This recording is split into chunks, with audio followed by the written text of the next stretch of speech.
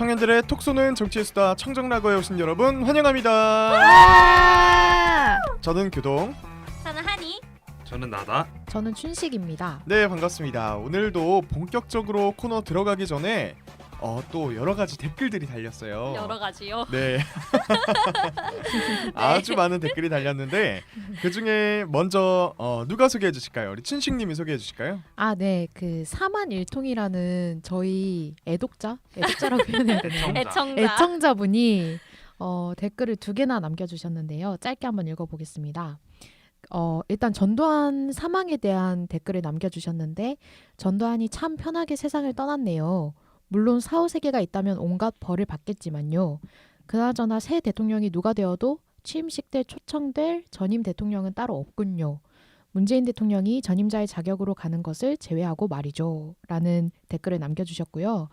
또 하나는 이거는 지난주에 춘식님이 안 오셔가지고 네, 제가 한번 덧붙여 보자면은 우리가 그때 그 얘기를 했어요. 20대 학생들이 김병준 교수님의 수업을 들은 학생들은 김병준 교수를 의외로 긍정적으로 평가하더라 이런 얘기를 했는데 이제 사만일통님이 예리하게 표본인 봐야 된다. 네네 그런 얘기였습니다. 정확한 지적이시네요. 사실 우리가 이제 좀 갇혀 있다 우리가 그 교수님의 수업을 듣는 학생으로서만 얘기를 해가지고 조금 표본에 문제가 있기는 합니다. 그렇죠. 네네, 맞아요. 인정은 맞는 합니다. 말씀입니다. 네. 정확한 지적입니다. 네네. 끼리끼리 모이니까요. 네, 여기 아까 말씀하신 것처럼 이 대통령 취임식에 전임 대통령이 올 사람이 없다는 건 너무 불행한 맞아요. 일인 것 같아요. 우리나라에서. 다 사법적인 리스크를 가지고 있고 모든 대통령이 역대 대통령이 감옥에 있거나 하늘나라에 있다는 건 정말 비극적입니다. 비극적인 일이네요. 정치사입니다. 그래서 더 걱정이 되는 게 이재명 후보나 윤석열 후보가 혹시 대통령이 되면 또 사법 리스크가 터지는 게 아닐까. 또 전임 대통령이 없는 건 아닌지 그런 걱정이 되네요. 피해 복수가 또 시작될 수도. 그런 일이 없었으면 좋겠네요. 두 번째 댓글은 또 누가 읽어주실 거죠? 우리 한이님. 네, 한 번 더 읽어주시죠. 네, 제가 읽어보겠습니다. 림구님이 저희가 이제 유튜브에도 올렸거든요. 유튜브에 댓글을 달아주셨어요. 먼저 웃기게 청정라거 테라 알고리즘 뭐지? 이렇게 올려주셨거든요. 저희도 진짜 알고리즘을 받았으면 합니다. 알고리즘의 신이시여. 그렇게 하고 그 다음에 이거를 근데 하루 전에 다루시고 그 다음 날에 또 한번 들어보셨나 봐요. 생각이 나셔서 들어오신 것 같아요. 그 다음에 댓글을 다신 게 이재명 후보 무릎에 너무 많은 의미를 부여하는데요. 이 후보는 낮은 자세로 자주 절을 했던 정치인입니다.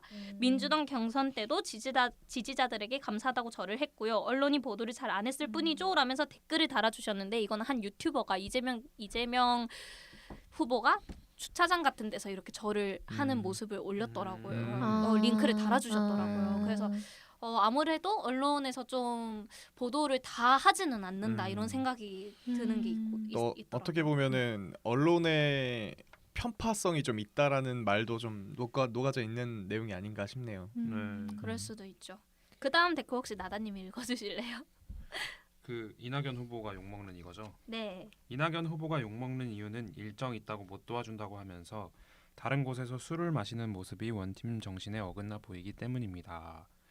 라고 하셨고 그다음 또 이낙연 관련된 얘기인데 이낙연 네네. 지지자들이 열린민주당 아니면 뽑을 사람이 없다고 하셨는데 이거 제가 한 말이거든요. 맞아요. 이분들은 개혁 성향과 거리가 멀어 열민당을 뽑을 이유가 없습니다. 추미애 후보가 열민당과 통합을 강조할 정도로 민주진영 내 강한 개혁 세력인데 선별 복지, 때론 보수적 태클을 타는 이들이 뽑을 이유가 어디 있을까요? 탈당 후 새 당 창당이 더 현실적인 추론일 겁니다. 아니 너무 이렇게 되게 근거를 들으시면서 비판적으로 잘 댓글 남겨주셔가지고 저희는 정말 이런 댓글이 분석적이네요. 너무 좋아요. 근데 이 말씀하신 부분은 저도 좀 동의가 되는 게 제가 또 여러 가지 매체에서 보면 이낙연이 그 진보 내에서도 중도 뭐 이렇게 좀 분류가 된다고 하더라고요. 그 열린민주당 쪽은 추미애가 대표적인 인물인데 그쪽이랑은 또 다른 결인 것 같아서 맞는 말씀하시는 것 같습니다. 되게 예리한. 제가 민주당을 잘 몰랐네요. 네. 그래서 그 답글에 청필사님이 답글을 달아주셨어요. 어찌 보면 약간 비슷한 맥락의 답글인데 어차피 이낙연 지지자들 지난 경기도지사 선거처럼 안 찍는다 하면서 이재명 찍을 겁니다. 그때도 얼마나 인터넷이나 이런 곳에서 안 찍는다, 자유한국당 찍는다 했지만 이재명 찍었죠.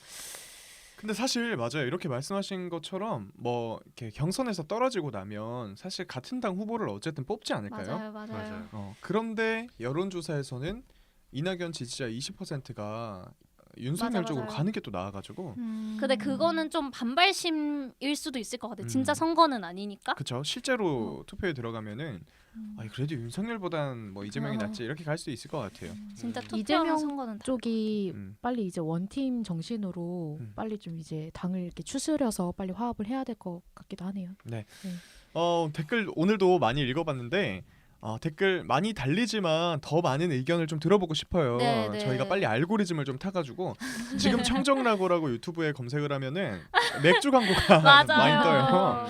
그래서 우리가 제일 위에 뜰 수 있는 날까지 한번 열심히 해보겠다는 각오를 다지면서 이제 또 다음 코너로 넘어가 보도록 하겠습니다. 파이팅. 네, 다음 코너는 지난주 정치권 이슈 오늘 한꺼번에 다 같이 정리해드리는 시간 오다리 순서인데요.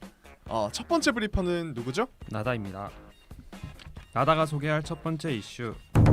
지난 화요일 민주당에서 파격적인 외부 인사를 영입했습니다. 항공우주 전문가이자 육사 출신인 30대 워킹맘 조동현 교수인데요.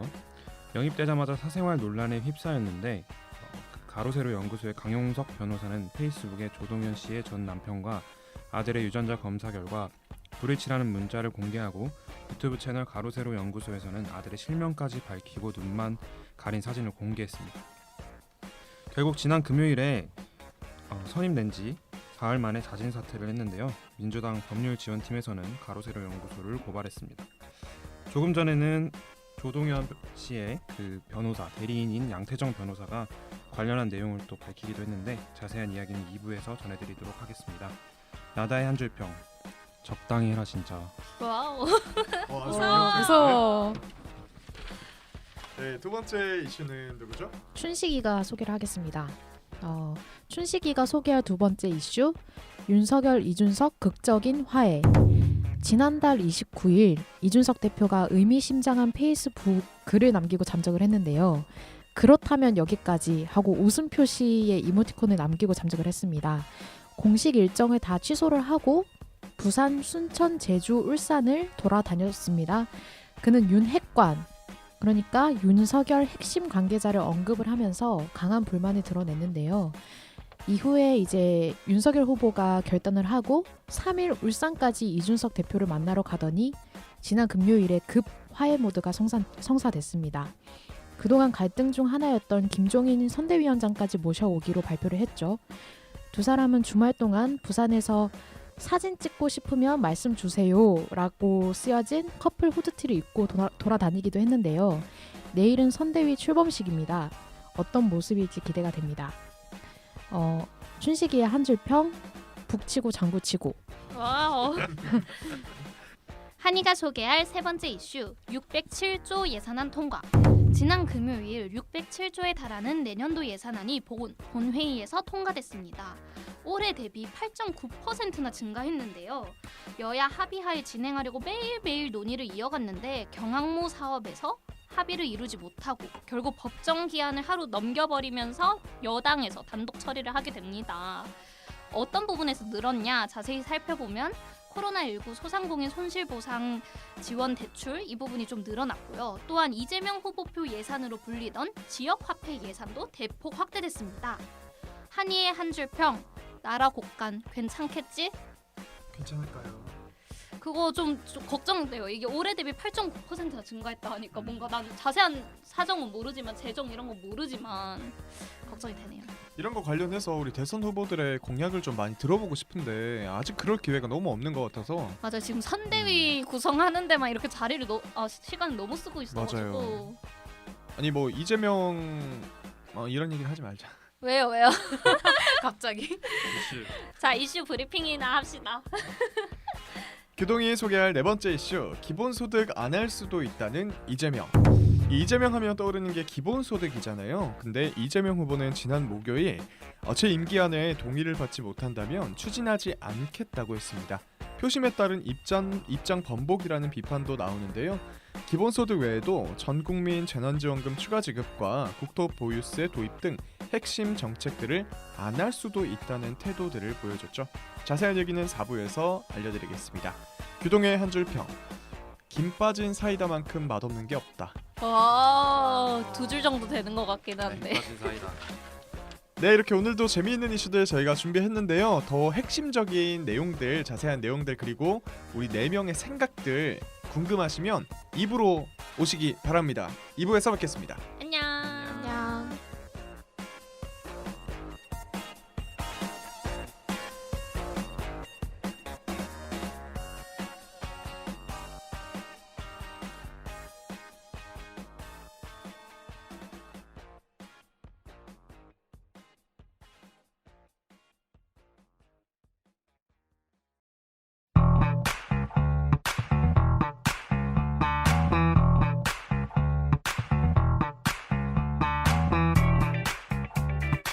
네, 2부의 막을 열었습니다. 오늘 청정라구와 함께 먹을 안주거리들 저희가 싹싹 긁어 모아 왔는데요.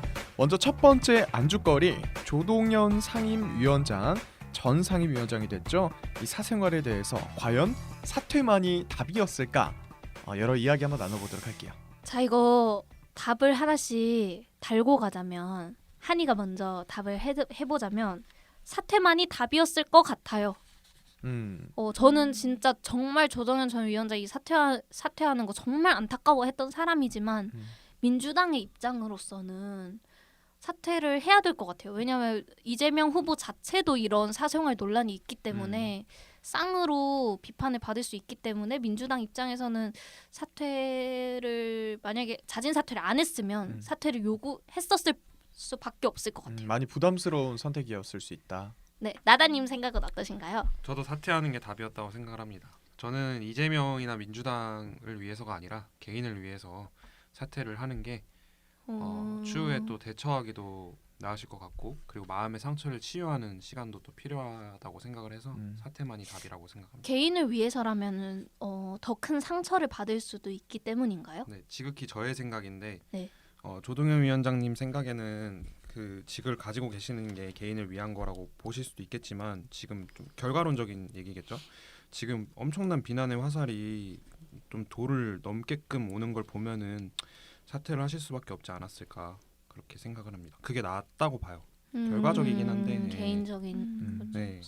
춘식님의 생각은 저는 일단 사퇴를 하고 말고가 중요하다고 생각을 하진 않지만 이 물음에 대해서는 저도 사퇴가 맞다고 생각을 해요. 지금 정치 지형상 조동현 위원장이 이런 사생활이 다 이제 폭로되고 나서도 이거를 무릅쓰고 뭔가 이제 정치에 몸 담으면서 활동을 하기가 쉽지가 않을 것 같고 개인적으로서요? 개인을 위해서도 사퇴를 하는 게 맞지 않았나 싶습니다. 근데 이제 그 전에 어떤 이제 민주당의 대처가 너무 아쉬웠는데 그 얘기는 뒤에서 할게요. 저는 오히려 규동님. 우리 규동님의 의견을 안 물어보고 지나칠 수 없네요. 네, 일단 사퇴만이 답이었을까라는 질문에 대답을 한다면 그렇죠. 정해진 답이었던 것 같긴 해요. 아까 나다님이 말씀하신 거에 많이 동의를 하는데 앞으로 이 조동현님께서 그 자기의 사생활에 대해서 어떤 해명이라고 해야 될까요? 아니면 해명이라고 말할 수는 없을 수도 있고 정확한 정보를 전달을 하고 싶은 말씀들을 하기 위해서는 당 안에 있었으면 오히려 많은 오해를 받았을 것 같아요. 어떤 오해를 풀기 위한 얘기들도 정치적으로 모두 받아들여질 수 있으니까 오히려 밖에서 말씀하시는 것들이 더 좀 진실성 있게 다가올 수 있을 것 같다 사람들에게. 왜냐하면 우리가 이런 얘기를 하는 이유는 지금 우리가 방송을 시작하기 전에 또 새로 접한 소식이 있잖아요. 네. 이 조동현 씨에 대해서 사실 그 가로세로 연구소에서 여러 가지 폭로를 하고 좀 안 좋은 방법들로 아이의 얼굴도 공개를 하고 이런 식으로 굉장히 좀 비판받을 만한 모습들을 보여줬는데 간략하게 요약을 하자면 불륜이라는 거였어요. 전 남편의 애가 아니었다. 알고 보니 아니었다. 아니었다. 전 남편은 속았다. 네. 피해자다. 이런 식으로 지금 이슈를 끌고 가는 모양새였는데 사람들도 사실 이 문제에 대해서는 그 하나의 매체밖에 얘기하는 곳이 없잖아요. 정확히 안다고 말하는 사람들도 없고 그쪽에서는 우리가 다 알고 있다는 듯이 지금 폭로를 하고 있으니까 그냥 믿고 있는 것 같아요. 네. 근데 이거에 대해서 지금 조동현 전 상임위원장이 당 밖으로 나간 상태에서 지금 변호사와 함께 입장문이 나왔죠. 네네네. 그 입장문에 대해서 좀 알려주세요. 그 입장문에 대해서 나다님이 혹시 요약을 좀 해주실 수 있을까요? 요약을 이게 할 수 있을까 모르겠는데 한번 해보면은 양태정 변호사님이라고 그 더불어민주당 선대위 법률지원당 부단장을 맡으신 분인데요. 이분이 대리인을 자처하시면서 페이스북에 글을 올리신 내용이에요. 선대위의 네네네. 대변인이 선대위 법률지원당 부단장. 법률지원단이세요. 네, 대변인은 아니시고. 네. 여튼 대리인을 자처하신 거죠. 시작은 일단 이런 일이 발생하게 돼서 사과의 내용이 담겼고 그 다음에 조동현 전 위원장이 2010년경 제3자에 의한 성폭력으로 인해 원치 않은 임신을 하게 됐지만 폐쇄적인 군 내부의 문화로 인해서 신고할 엄두를 내지 못하셨다. 근데 종교적 신념으로 홀로 책임을 지고 양육하는 마음으로 출산을 하게 됐고 어떠한 사과, 가해자로부터 사과도 전혀 없었고 그 이후에 새로운 배우자, 지금 배우자분을 만나서 그분들한테 말씀을 다 드리고 설명을 다 드린 다음에 위로를 받고 결혼을 하고 살고 계신다.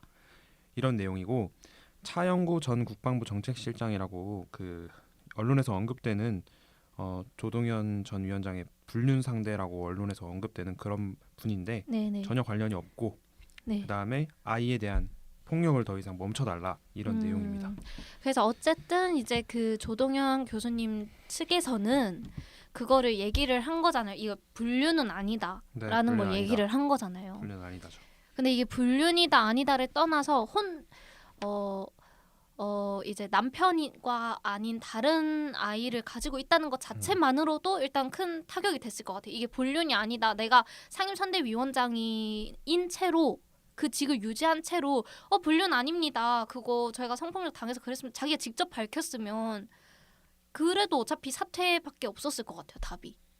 이게 그래서 사실관계든 아니든 떠나서 그냥 사생활이라는 것 자체가 정말 큰 타격이 되는 것 같아요.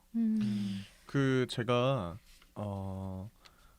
기사에서 본 건데 이게 문화권으로 봤을 때 서구권과 우리 동양권을 비교를 하더라고요.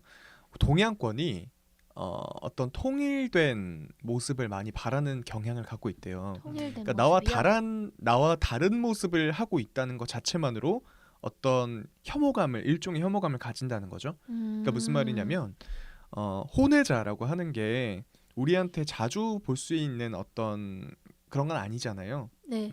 이런 게 외국에서는 그 사람들의 일이니까 우리는 신경 쓸 바가 아니다. 특히 서구권에서는 네네. 우리가 알 바가 아니다. 약간 이런 식으로 접근하는 반면에 우리는 그거에 대해서 제대로 알려고 하지도 않고 그와 반면에 알려고 하지는 않으면서 뭔가 일단 그런 논란이 있으면 뭔가 아니땐 거리낌이 굴뚝에 생기는 거예요. 맞아요. 연기나랴 이렇게 생각을 그게 하면서 저는 사람마다 다르다고 생각을 했는데 일종의 동양 문화권에서 나타나는 경향이라고 들었거든요. 저도 비슷한 거 본 것 같아요. 그 외국은 서구권은 개인주의적 성향이 엄청 강한데 개인주의가 이기주의는 아니잖아요. 네. 개인이 중시되는 그런 사회인데 중국이나 뭐 동아시아 이런 데나 다른 아시아는 모르겠는데 그런 나라들은 집단을 먼저 생각하는 국가를 먼저 생각하는 이런 게 좀 있다고 하더라고요. 근데 최근에 우리 20, 30대들은 좀 개인주의적인 성향이 늘어나고 있다. 그리고 국가보단 나를 먼저 뭐 이렇게 말하면 되게 나쁜 것처럼 들릴 수 있겠지만 어르신들은 그런 것 때문에 우리는 오히려 또 한 발 나아가서 이런 사안에 대해서 좀 뭐랄까 다르게 바라보지 않나요? 좀 한 발 더 나아가서 좀 얘기를 하긴 했는데 제가 네네네. 그러니까 이 사안에 대해서 바라볼 때 이 사람이 혼외자라고 하더라도 있다는 것 자체로 잘잘못 따지는 게 아니라 그냥 그 사람의 일 이렇게 느껴지지 않나요? 저만 그런가요? 그 사람의 뭘로 그 사람의 그냥 일이다 이거는 정치의 영역으로 몰고 오면 안 되는 거다. 저는 이렇게 느껴지거든요. 근데 이게 저는 왜 사람들이 거기에 대해서 집중을 할까 생각을 해보면 이게 어쨌든 도덕성으로 연결이 되는 거고 그 도덕성이 능력에도 영향을 줄 수 있다고 생각을 할 수 있을 것 같아요. 예를 들면은 조금 양심에 그러니까 양심을 되게 잘 지키는 사람이 있고 양심에 조금 구멍이 난 사람들은 조금 바람필 확률이 있을 것 같고 그리고 또 국정의 운영에 있어서 조금 무책임할 수 있을 것 같고 이런 이미지랑 연결이 되기 때문에 좀 더 도덕성 이런 것들을 챙겨보지 않을까 이런 그게 지금 생각이 이재명 후보가 대통령 후보로서 가장 피하고 싶어하는 모습이잖아요. 그래서 능력은 오히려 좋다 이렇게 그쵸. 더 보여주죠. 이재명 후보를 굉장히 위협하고 있는 어떤 프레임 중에 하나가 김부선 뭐 이런 얘기들이잖아요. 그렇기 때문에 오히려 비슷한 류의 어떤 이런 이슈가 불거져 나오는 게 너무너무 부담이 됐을 것 같아요. 그래서 정말 이걸 진상 파악을 해야겠다는 생각이 들기도 전에 일단 이거 피해야 되는 거 아니야? 이런 생각이 일단 민주당 내에서 들었을 것 같고 그런 면에서 되게 그냥 정치에 휘말린 것 같다. 정치에 휘말려서 이런 식으로밖에 될 수 없었던 것 같다는 안타까운 마음이 좀 들긴 하죠. 춘식님 생각은 어때요? 저는 일단 모든 게 민주당이 원흉이 있다. 아 진짜 이거 네, 진짜 정당이 진짜. 잘못했어요. 그러니까 이렇게 사생활이 결국 이렇게까지 폭로되는 과정에서 민주당이 제대로 대처를 했더라면 저는 이렇게까지 안 갔을 것 같은데 만약에 어떤 이제 후보의 혹은 이제 정치 신인의 사적인 문제가 결격 사유라고 봤다면 그걸 이제 사전에 확인을 하고 걸렀어야 됐고 만약에 이제 그거를 알고도 이 문제는 정치를 하는 데 있어서 그다지 이제 능력과 도덕성은 결부되지 않는다라고 생각을 했으면 끝까지 그거를 영입인재를 발표하기 전에 천명을 하고 그 다음에 이 사람을 가져와서 이 사람 우리 영입인재로 발표를 하겠다라고 이야기를 하고 책임을 졌어야 됐는데 일단 가져와서 발표를 한 다음에 논란이 되니까 이재명도 그렇고 송영길 대표도 그렇고 뭐 여론을 보겠다 이런 식으로 이야기를 했잖아요. 네. 저는 진짜 굉장히 무책임한 태도라고 생각을 하고 하여튼 그렇습니다. 춘식님 말씀 잘 해주셨는데 그 부분에 대해서 좀 짚어보면 좋을 것 같아요. 그 조동현님 개인의 어떤 문제가 아니라 당 차원에서 봤을 때 처음에 그 영입을 할 때 이걸 검증을 제대로 못했다라는 의견 그리고 이슈가 터졌을 때 그 당의 대응에 대해서 우리가 한번 얘기를 나눠보면 좋을 것 같아요. 맞아요. 그 안민석 의원이 그 얘기를 했잖아요. 이거 가짜 뉴스다, 다 거짓말이다라고 그렇게 얘기를 했는데 그거는 근데 그거는 확인조차 안 일단 해보고 팩트 그러지 체크가- 않을 거다. 그렇죠. 팩트 체크가 안 된 상태로 그렇지 얘기를 했던 않을 것 같더라고요. 거다라고 얘기를 한 거라서. 근데 아. 우리가 좀 다시 생각을 해보면요. 이거는 확인할 수 없는 영역 아닌가요? 그렇죠. 제가 조동현이면은 검증이 들어왔을 때 이거 말을 못할 것 같아요. 그렇기 때문에 지금까지 인내하고 살아왔다고 이렇게 말씀하시잖아요. 그래서 그러니까 민주당 옹호하는 건 아닌데 민주당만의 탓으로 돌리기엔 조동현 씨 개인이 이걸 말할 수 없는 상황도 있었을 테고 저는 민주당을 넘어서 언론과 강용석 씨에 대한 비판을 하고 싶어요. 마치 먹이를 본 하이에나 마냥 물어뜯고 달려들어서 이때다 싶어서 미친 듯이 달려드는데 저는 이 개인에 대한 생각을 다시 해봐야 되는 게 내가 조동현이라면 이걸 말할 수 있을까? 이걸 다시 짚어봐야 된다고 생각을 해요. 그래서 말을 안 한 조동현도 잘못한 게 아니고 이걸 몰랐던 민주당도 잘못한 게 아니고 이걸 드러내고 사회의 비판을 받게끔 한 언론과 강용석이 잘못한 거라고 저는 생각을 해요. 저는 사람들의 생각이 언론을 만들어낸다고 생각을 하거든요. 사람들이 그 사생활에 너무 관심을 가지니까 언론은 다룰 수밖에 없는 것 같아요. 지형 자체가. 그래가지고 저는 그냥 우리들이 좀 그런 사생활을 좀 안 봤으면 좋겠다는 그런 생각이 들어요. 좀 분리해서 보고 이럴 필요가 있다는 생각이 들어요. 근데 이번에 또 TV조선에서 처음 이제 보도를 했었잖아요. 네. 근데 그때 이제 혼외자라는 이름을 딱 쓰면서 혼외자가 굉장히 뭔가 이제 정치에 발 들여서는 안 되는 진짜 금기의 존재인 마냥 그렇게 그 단어를 써가면서 보도를 했는데 사실 혼외자라는 단어는 언론에서 지양해야 될 단어란 말이죠. 그러니까 혼인 외의 자식 약간 이런 식으로 표현을 해야 되는데 혼외자가 뭔가 무슨 범죄자 약간 이런 것처럼 맞아요. 사람들로 하여금 인식하게끔 만들고 또 TV조선에서 처음에 보도를 하기 직전에 앵커분이 이런 이야기를 했어요. 저희가 이 자식들의 신상이 공개가 될까 굉장히 뭐 조심스럽지만 네. 그래도 이거를 공개하는 게 국민의 알 권리에 맞다고 생각했다고 하면서 그 전 남편의 주장을 다 싣고 또 이제 그 유전자 검사서까지 이제 캡처가 된 거 그리고 자녀의 신상이 유출될 수 있는 정보까지를 다 이제 공개를 했단 말이죠. 그게 알 권리인지. 그러면서 이제 조동현 측의 자세한 입장은 싣지를 않았어요. 그러니까 네네네. 그 이야기만 싣고 우리가 이거를 국민들의 알 권리라고 생각을 했다라고 하면서 이제 보도를 했던 거죠.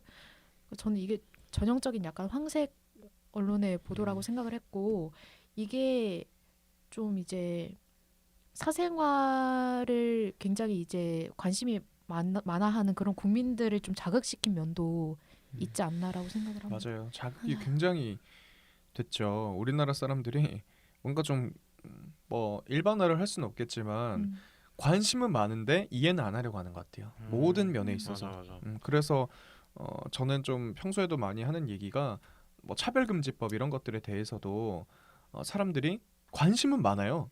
차별금지법 다 들어봤대. 근데 그게 뭔지 알려고 하지 않는 것 같아요. 그냥 일단 듣기 싫은 거죠. 모든 많은 정책들에 대해서 많은 이슈에 대해서 그렇게 다가가는 부분이 많은 것 같아서 좀 안타까운 마음이 들고 그럼 저희 조정현 상임위원장은 이미 사퇴를 했지만 네. 이게 정치인의 사생활 어디까지 음. 확인할 수 있을 어디까지 우리가 봐야 될까 검증을 해야 될까라고 얘기를 해보고 싶은데 아예 검증을 그러면은 할 사생활에 대해서는 그냥 아예 얘기조차 할 필요가 없을까요? 근데 그건 또 아니라고 생각해요. 왜냐하면 아까 전에 뭐 그런 얘기를 했죠. 동양권 문화가 어떻고 서양권 문화가 어떻고 했는데 사실 뭐 외국의 유럽의 어떤 총리도 그 뭐 젊은 여자랑 뭐 불륜을 했다더라 이런 게 기사로 뜨고 하는 걸 많이 봤거든요. 그러니까 우리나라에서만 일어나는 일은 아닌 것 같고 정치인 일단 사람들의 눈이 집중되는 사람에게는 뭔가 그런 것들이 많이 이슈가 되는 것 같긴 해요. 근데 그걸 잘못했다라고 하는 게 아니라 잘못했다라고 하는 것보다는 이렇다 이러니까 알고 있자라고 하는 방향이 좀 더 나을 것 같다는 거죠. 나다님은요? 이재명 후보가 공약이겠죠? 네, 정책으로 그런 걸 제안했거든요. 죄송합니다. 신임 장관이나 뭐 인사청문회 같은 거 할 때 사생활 영역은 비공개로 하자. 그러니까 이 말이 뭐냐면 이거 옛날부터 나왔던 말이긴 한데 이 말이 뭐냐면 사생활은 검증이 필요하다는 말이에요. 왜냐하면 정치 영역에 영향을 미칠 수 있기 때문이죠. 만약에 예를 들어서 뭐 범죄 이력이 있거나 뭐 이 과정에서 나쁜 짓을 했거나 이게 정치인으로서 도덕적으로 말이 안 되는 거 있잖아요. 진짜 말도 안 되는 범죄. 그런 것도 검증은 해야 되는 영역이니까 뭐 주식 같은 것도 네. 뭐 이렇게 했으면 범죄 영역이고 이게 그 들으시는 분들이 좀 오해할 수 있는데 비공개로 하자는 게 다루지 말자라는 안건으로 그쵸. 다루지 말자라는 게 아니라 똑같이 비공개로라도? 청문회를 하되 사생활 부분에 대해서는 비공개 청문회로 하고 네네네. 나머지 공적인 부분은 공개 청문회로 하자 이렇게 맞습니다. 된다는 거죠. 언론한테 공개하지 않는다 이 말이에요. 그 다음에 문제가 된 게 있으면은 언론한테 이제 브리핑을 하는 거죠. 그래서 이런 방식이 좀 들어오면은 고위공직자 같은 경우에는 지나치게 비판을 받을 이유도 없어지고 그 다음에 안 하려고 하는 사람들이 많았잖아요. 이번 정부에 특히. 네. 그렇기 때문에 능력 있는 사람들이 좀 이렇게 두각을 나타낼 수도 있게 된다. 그러면 나다 씨는 그 비공개 검증에 있어서 네. 그런 범죄 같은 사생활뿐만 아니라 이성 문제 같은 이런 이슈에 대해서도 비공개 검증이 필요하다고 생각을 하시나요? 제가 이거 지금 얘기하면서 생각을 해봤어요. 근데 이제 조동현 위원장 같은 경우에는 논외로 하더라도 네. 이재명 후보나 이제 윤석열 후보의 아내분 같은 경우에는 어느 정도 그 지위와 그 다음에 그 내용을 생각해봤을 때 검증이 필요한 수도 있다고 생각해요. 그런 예 같은 거, 예를 들어 욕설을 심하게 한다든지 이런 거는 진짜 좀 도덕적으로 정치인으로서 높은 자리에 올라가는 사람으로서 문제가 있을 수 있잖아요. 조동현 씨 같은 경우에는 정치인이라고 보실 수도 있겠지만 사실 정치인이라기보다는 선거를 그냥 끌어가는 선대위원장이잖아요. 정책을 내는 사람. 네, 정책을 내는 사람이기 때문에 약간 다르게 볼 수 있다고 봐요. 저는 조금 다른 게 저는 사실 범죄 경력하고 다른 사생활 부분은 아예 별개로 봐야 된다고 생각을 하고 범죄 경력 같은 경우에는 사실 그러니까 그 경력이 찍히잖아요. 낙인이 찍히잖아요. 그래서 어느 정도까지다라고 기준을 두면은 그 기준 안에서 객관적인 판단을 하고 검증을 할 수가 있는데 사생활은 솔직히 그거는 이제 판단할 수 있는 기준 자체가 없어요. 그래서 제 생각에는 검증 과정에서는 사생활 부분을 일단 내버려 두고 나중에 그 인물이 크게 돼서 뭐 요직에 앉거나 장관 뭐 이런 대통령 자리에 앉으려고 할 때 혹은 뭐 상임선대위원장 이런 자리에 앉으려고 할 때 열어두고 국민으로 하여금 판단을 받게 하면 어떨까. 네. 어차피 투표로 국민들은 판단을 하는 거니까 이번 대선 이슈도 뭐 줄리와 김부선의 싸움이라고도 하잖아요. 네. 어쨌든 이제 국민들이 그 두 부분을 보고 이 사람이 도덕성 면에서 좀 더 낫겠다 하고 투표로 표현을 할 거니까 그러면 이제 되지 않을까. 국민한테 맡긴 게 낫지 근데 않을까. 대통령 선거인데 줄리와 김부선의 싸움이란 게 너무 어이가 없다. 그만큼 사람들이 그걸 도덕성과 결부지어서 많이 맞아요. 생각을 한다는 거고 저는 사실 분류는 상관없어요. 이게 저 개인적으로는 분류보다 이재명 후보가 이제 가정에서 형님과 싸우면서 욕설을 했던 부분 그런 부분이 저한테는 치명타거든요. 이재명 후보를 찍으려다가도 그 욕설이라고 생각이 나면 머뭇거릴 정도로 왜냐하면 저는 일단 그냥 진짜 단순하게 대통령이라면 내가 존경할 수 있는 어른이 되어야 된다. 내가 정말 이 사람을 우리 대한민국을 대표한다. 대한민국의 얼굴이다라고 보여줄 수 있는 사람이 되었으면 하는데 근데 그렇게 맡기기에는 그렇게 욕설을 심하게 하는 분에게 이걸 맡기기는 힘들다라는 생각이 좀 들어요. 근데 이런 생각이 들었으면 저는 그 경선 과정에서 민주당의 뭐 이낙연 후보나 다른 후보한테 투표를 했어야 된다고 생각을 하거든요. 그러니까 어쨌든 민주당은 이제 경선 과정에서 룰을 정했고 그걸 국민들 앞에서 천명을 했고 그렇다면 이제 후보를 판별할 수 있는 기회가 우리한테 주어진 건데 우리가 그 표를 행사하지 않았다면 저는 우리 책임도 있다고 생각을 해요. 저도 첨언하고 싶은 얘기가 있는데 아까 우리가 그 범죄와 사생활의 영역을 분리를 해야 된다고 했잖아요. 그게 분리되는 기준은 저는 어느 정도 선이 있다고 생각하거든요. 왜냐하면 우리가 지금 그 김건희 씨의 어떤 주식과 관련한 의혹들 있고 그거랑 별개로 예를 들어서 이재명 후보의 뭐 욕설 이런 게 있잖아요. 저는 완전히 다른 카테고리라고 생각해요. 그 욕설 이런 거는 사생활이고 범죄와 관련된 거는 진짜 아예 범죄 쪽으로 들어가야 되는 거죠. 왜 그러냐면 아까 전에 비공개 청문회에 대해서 얘기했잖아요. 일단 청문회라는 것 자체가 이게 옳은 일인지 잘못된 일인지를 거르는 자리가 일단 청문회인 거예요. 그래서 거기서 많은 얘기들이 오가면서 조금 더 필요한 내용들이 나올 수 있을 것 같고 그 전까지는 공개가 안 돼야 되는 부분들이 생각보다 많을 수 있다고 생각해요. 그게 우리의 알아야 되는 권리를 방해하는 게 아니라 잘못된 정보가 생성되기가 너무 좋단 말이에요. 예를 들어서 이번에 그 지금 아까 전에 우리 얘기했던 조동현 위원장 관련된 얘기도 지금 두 입장이 너무 다르잖아요. 그 전 남편 입장에서는 바람난 거다라고 얘기하고 있고 조동현 입장에서는 내가 성폭행을 당했다라고 얘기해서 완전히 다른 얘기를 하고 있는 거예요. 이거는 어느 게 진실인지 아무도 몰라요. 그렇기 때문에 청문회를 통해서 밝혀내자는 거고 그 전까지는 비공개돼야 된다는 생각인 거예요. 예를 들어서 아까 우리 그 한희 씨가 얘기했던 이재명 욕설 같은 논란도 많은 사람들이 모르는데 그 형수에게 욕을 했던 그 녹음 파일이 공개가 되는 걸 법정에서 금지를 했거든요. 그 유포가 되면 안 돼요. 왜 유포가 되면 안 된다고 판단을 내렸냐면 그거와 관련해서 잘못된 정보가 유포되고 있기 때문이다라는 거예요. 그게 저도 여러 가지 자료들 많이 봤는데 그게 형수에게 한 말이 아니라 형수의 남편인 형이 어머니에게 했던 말을 반복하는 얘기란 말이에요. 근데 그거를 딱 그 부분만 잘라서 마치 형수에게 그런 욕설을 하는 것처럼 대상화를 하는 것처럼 유포가 너무 많이 되고 있는데 이거는 분명하게 잘못된 정보란 말이죠. 그래서 법정에서도 그렇게 유포를 시키는 걸 금지를 했지만 왜 그런지 모르겠지만 이미 유포가 많이 되고 있고 지금도 유튜브에 쉽게 찾아볼 검색하면 수 나와요. 있죠. 심지어 국민의힘 채널에 있습니다. 맞아요. 이게 잘못된 정보로 근데- 이미 많이 유포가 돼 있잖아요. 근데 오히려 저는 음. 그 국민의힘 유튜브를 듣고 알았어요. 음. 아 이게 받아서 쓴 말이구나. 음. 너 그렇게 우리 엄마한테 그렇게 말했던 거 나도 너 형수한테 똑같이 말하면 좋아? 이렇게 말한 거구나. 저는 그래서 알았기 때문에 오히려 차라리 원본을 공개할 필요가 있다라고 근데 생각을 아까 해요. 규동님이 말씀하신 대로 생각보다 그걸 들어도 맞아, 그렇게 해석 안 하시는 그 한이님처럼 생각 안 하시는 분들이 맞아, 너무 맞아. 많아서 제 친구들도 계속 그 이재명 앞에 이상한 맞아, 단어를 맞아, 붙여가지고 맞아요. 말하고 그거 네. 이재명 후보가 직접 얘기했더라고요. 아. 그 청년들과 만나가지고 저보고 자꾸 그렇게 얘기하던데 이러면서 얘기를 하던데. 그 말씀하시던 중에 제가 생각이 난 게 사생활과 법의 부분, 불법의 부분 이런 걸 구분하는 게 어렵다 했잖아요. 네, 그 구분선. 그러면 사생활 중에 법이랑 관련된 거는 사생활이 아닌 걸로 판단하면 되지 않을까요? 예를 들면 어떻겠죠? 방금 말씀하신 대로 도이치모터스 같은 경우에 우리가 사생활이라고 생각할 수는 있잖아요. 사생활 아니지. 아내의 저 문제이기 사생활 아닌 때문에. 것 같아요. 범죄지. 근데 아내의 문제라고 생각하면 또 사생활의 영역이다 이렇게 말하시는 분들이 분명 있을 거란 말이에요.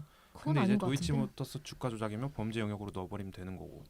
그 다음에 욕설 같은 경우에는 사생활의 영역이라고 그건 보면 되지 사생활이지. 않을까요? 그건 이게 사생활이지. 진짜 어려운 것 같긴 하다.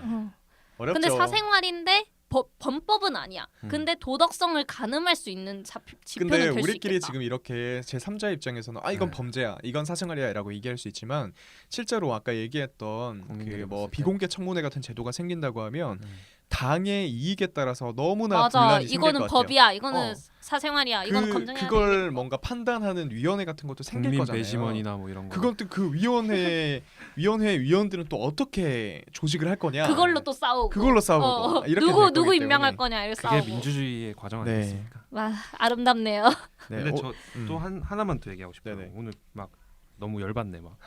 그 예전에 제가 1화인가 2화 때 얘기했던 건데 프랑스 같은 경우에는 그 대통령이 뒤에 20대 여자분을 태우고 오토바이를 타고 다니는 사진이 잡지에 대문짝만하게 실려도 전 대통령 일을 잘한다는 이유만으로 욕을 안 먹거든요. 좀 그런 느낌이 있는 것 같네요. 그쪽에는. 뭐 그 나라의 경향이? 그 문화니까 음. 우리나라도 조금 일을 잘하는 사람이 이거 어떻게 말해야 될지 참 애매하긴 하네요. 아니 근데 네. 진짜 일을 내가 이제 음. 회사로서 생각을 해봤어. 네. 부장이 있어. 그 부장이 일을 진짜 잘해. 네. 잘하는데 사생활 논란이 있대. 그래도 근데 싫어요. 믿고 따라가. 근데 일단 일을 네. 하는 데 있어서 믿고 따라가. 근데 일도 그냥 보통이고 그러면 일도 보통이고 사생활 논란도 있어. 그럼 옆에 두고 싶지 않거든. 그런 느낌 아닐까? 일을 정말 잘해야지 그 사생활 정도야라고 생각을 할 수 있는데 일 잘한다는 그 전제도 모르겠고 야 너 유능한 행정관 하는데 행정관 맞아? 이런 논란이 나오는 와중에 그런 사생활까지 있으면 그거는 더 뭐 이도저도 아니다. 그 앞으로 우리가 공직자들을 뽑을 때, 뭐 대통령을 뽑을 때 이런 일이 계속해서 반복될 거잖아요. 네. 그래서 꼭 시스템적으로 이런 걸 고발하는 시스템이라던가 판별하는 시스템이 좀 마련되어야 될 것 같아요. 네. 저는 어떤 생각이 들었냐면 예전에 그 안희정 있었잖아요. 음. 그건 분명히 안희정의 잘못이었고 죄로 판명이 났어요. 네.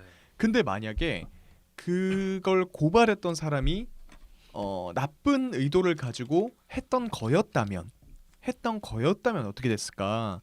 그러면 일단 안희정이 그렇게 정치적으로 사장되는 건 난 동일했을 거라고 생각하거든요. 그 어떤 목적을 갖고 그렇게 얘기를 시작을 했든 다른 사람이었다고 하면 그러니까 무슨 말이냐면 우리나라에 지금 시스템이 없기 때문에 그런 공직자들의 비리나 사생활에 대해서 제대로 판별할 수 있는 시스템이 없기 때문에 정말 복불복으로 이 사람이 의도를 가지고 말할 수도 있는 거고 아니면 진짜 피해를 본 사람일 수도 있는 거죠. 그게 너무 시스템이 없으니까 정치적으로도 계속 혼란만 일어나고 이게 맞아 저게 맞아 우리 말이 맞아 니네 말이 맞아 이렇게 반복되지 않으려면 분명히 어떤 정례화된 시스템이 생겨야겠다.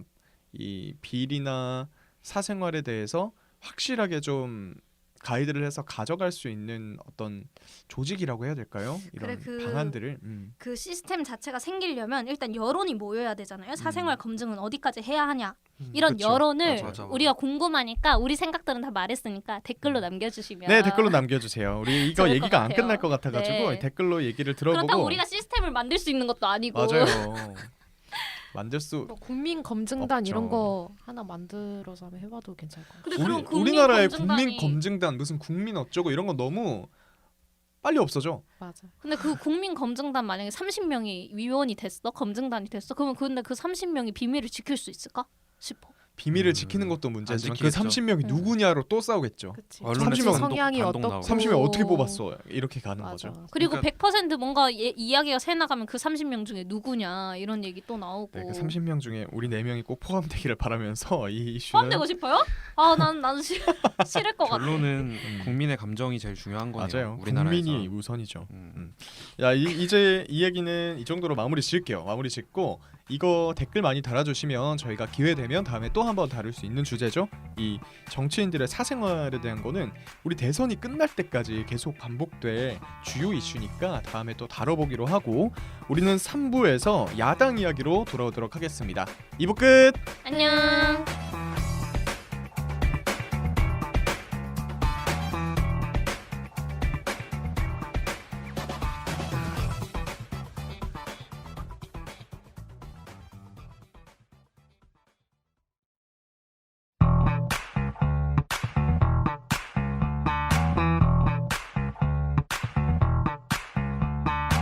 네, 청정락어 3부의 문을 열었습니다. 아!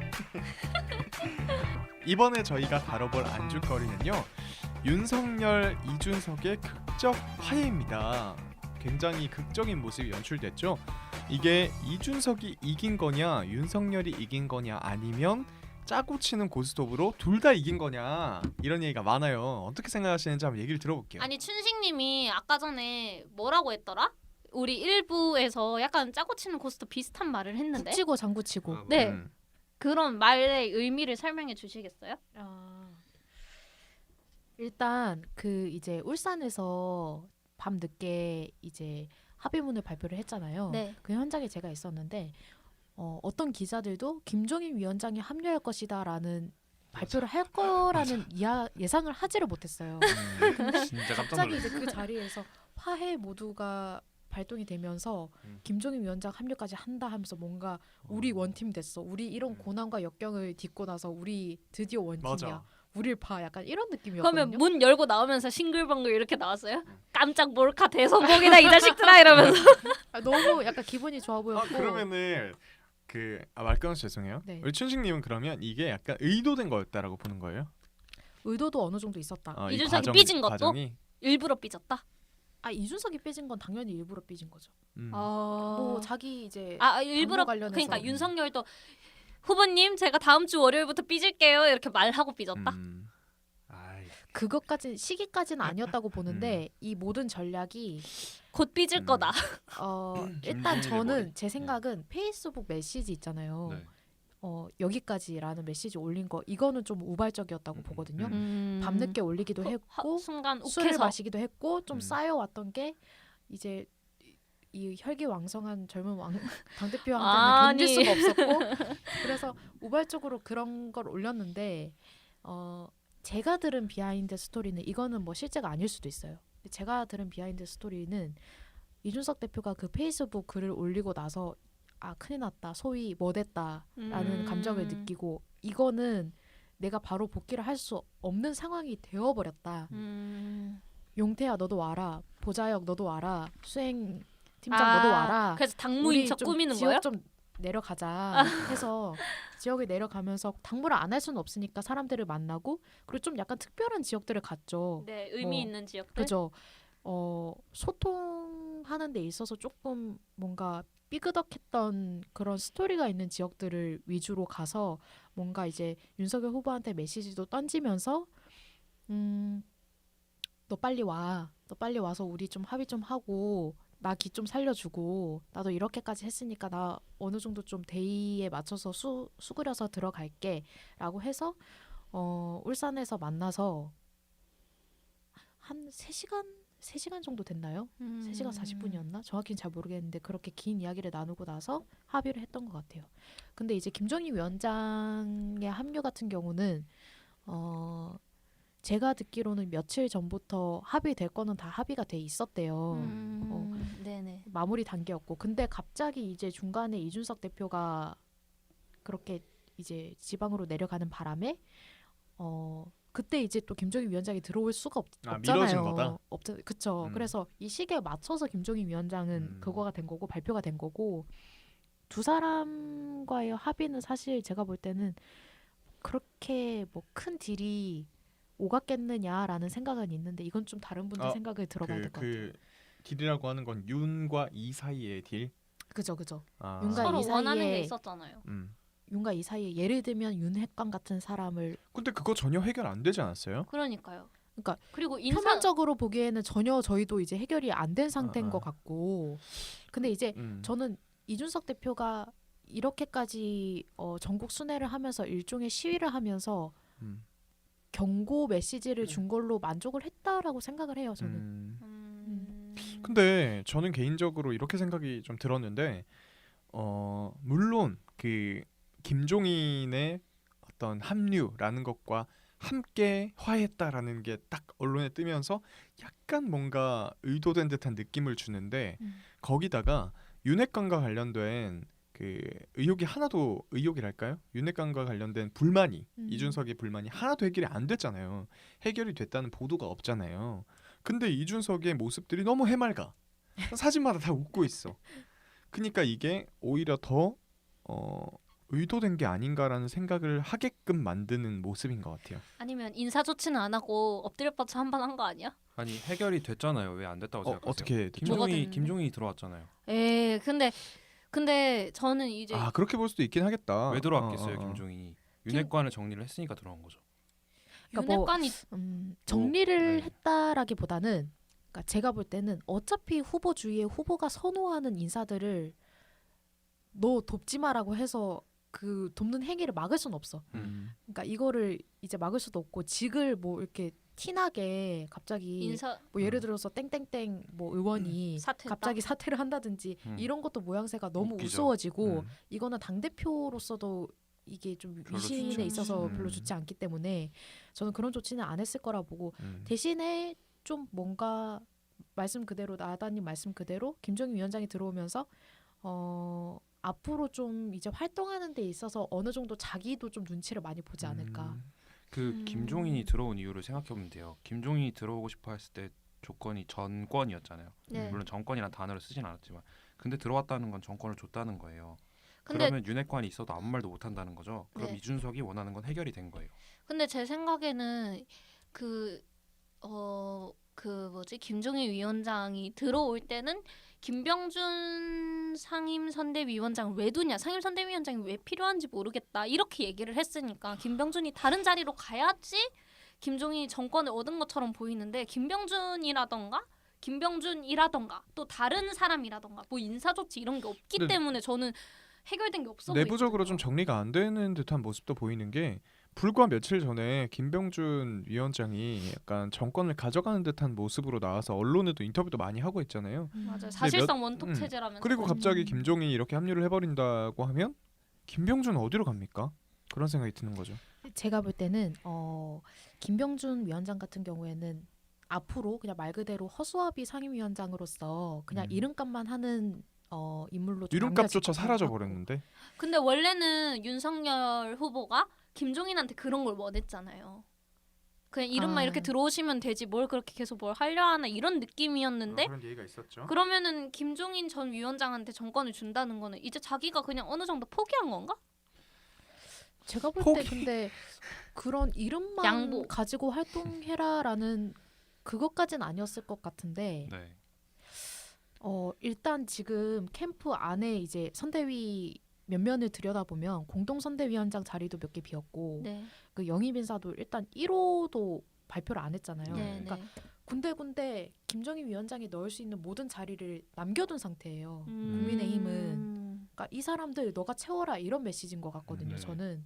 그래서 사실 뭐 예를 들어서 그 윤핵관 혹은 뭐 문고리 3인방 이런 사람들을 김종인 위원장도 자기가 한순간에 내칠 수는 없다라는 생각을 분명히 할 거예요. 근데 이제 서서히 자기 메시지가 강해지면서 자기 이제 활동할 수 있는 영역을 남기겠죠.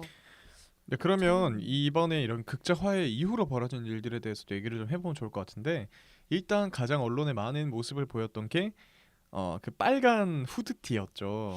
부산이었나요? 부산에서 네. 이준석과 윤석열이 빨간 후드티를 입고 거리 유세를 나섰는데 사진 찍고 싶으면 말해주세요라고 앞에는 적혀 있고 뒤에는 이렇게 적혀 있었다고 해요. 셀카 모드가 편합니다.라고 적혀 있었다고 왜 해요. 셀카가 편하지? 그러니까 셀카 모드는 미리 해서 와라 이거죠. 막 그 앞에서 바꾸고 그래? 가면 시간 지체되고 하니까. 아... 근데 이런 얘기를 하더라고요. 정치 평론가들이 이 후드티가 비단 주머니 중에 하나다. 아 맞아. 아 그거 이준석 대표가 직접 말했지 직접 않아요? 말했나요? 직접 말했어요. 자기. 그리고 오늘 또 제가 기사를 하나 보고 왔는데 하나의 비단 주머니를 또 공개할 예정인데 그게 광주 시민들을 위한 윤석열 후보의 사과문이래요. 에? 근데 이게 비단 주머니라고? 직접 쓴 사과문이 아니라 직접 쓴 필기체를 본뜬 폰트로 쓴 사과문. 그게 뭐야? 그러니까 윤석열의 글씨체로 폰트를 만들어서 그 폰트로 사과문을 배포하겠다. 이게 비단 주머니의 또 하나다라고 얘기를 했대요. 이거 왜 장난같이 들리지? 그러니까 너무 약간 뭐 상업적인 그 폰트의 의미를 뜻인데. 두는 것 같아요. 그 윤석열의 정체성을 담은 폰트로 뭔가 이준석 대표가 음. 그냥 자필로 쓰는 거는 좀 너무 이제 조금 오히려 구시대적이고 하니까 음. 이런 거를 좀 이런 요즘 MZ 세대 느낌으로 근데 하겠다라는 것 사과문을 왜 그 그건 좀 진지하게 다가가야 될 필요가 있지 않을까 음. 싶은데요. 옛날 구시대적 발상이라고 해도 자필문에서 느껴지는 정성 제가 꼰대인가요? 꼰대인가? 제가 꼰대 사과하려면 제대로 사과를 해야지 어디 폰트로. 근데 그 후드티는 진짜 성공을 한 것 같은 게 제가 그 서면 현장에 있었는데 일단 빨간색에 노란색 글귀라 그 서면 한가운데 검은색 롱패딩만 입고 있는 시민들 사이에서 확 눈에 띄기도 했고요. 그리고 진짜 이준석 대표가 젊은 사람들한테 인기가 많더라고요. 굉장히 이제 본인도 약간 연예인처럼 뭔가 20대 여성 남성이 이제 사진 찍으러 오면은 자기 팔을 이렇게 열어가지고 팔 안에 가둬서 셀카를 막 웃으면서 찍어주더라고요. 연예인처럼. 거기 들어갔어요, 안 갔어요? 못 들어가죠. 네. 어쨌든 네. 네, 이렇게 이준석과 윤석열이 좀 하나가 되는 모습을 많이 보여주고 있고 김종인 상임 총괄 선대위원장인가요? 그분도 이렇게 하나가 되는 모습을 보여주고 있는데 또 저희가 해볼 얘기들이 있어요. 일단 김종인에 대해서 조금 더 짚고 가냐면 김종인 하면 떠오르는 단어가 여러분 뭔가요? 뭐가 있죠? 경제민주화? 여러 가지 있는데 저는 이게 떠올라요. 갈등, 쳐내기 이런 게 떠오르거든요. 그 사람이 이렇게 높은 위치에 올라오는 거 정치적으로 이 정도의 위치를 가질 수 있었던 건 통합보다는 다른 사람들을 쳐내는 방식의 어떤 권위를 보여줬기 때문인 것 같은데 그런 면에서 앞으로 윤석열이 대통령을 되기 위해 노력하는 과정 속에서 많은 갈등들이 또 생길 수도 있겠다. 사실 김종인이 지금 이렇게 합류를 했지만 이러다가 갑자기 무슨 하나 마음에 안 든다고 박차고 나가버려도 이상하지 않잖아요. 그분의 어떤 스타일이라면. 이거에 대해서 한번 얘기를 해봅시다. 어떨 것 같아요? 이게 도움이 될 것 같나요? 저는 갈등이 생길 것 같은데 그 갈등이 오히려 국민의힘한테 긍정적으로 작용할 요소도 분명히 있다고 생각해요. 저는 이번에 판도 이준석과 김종인의 계획인 것 같거든요.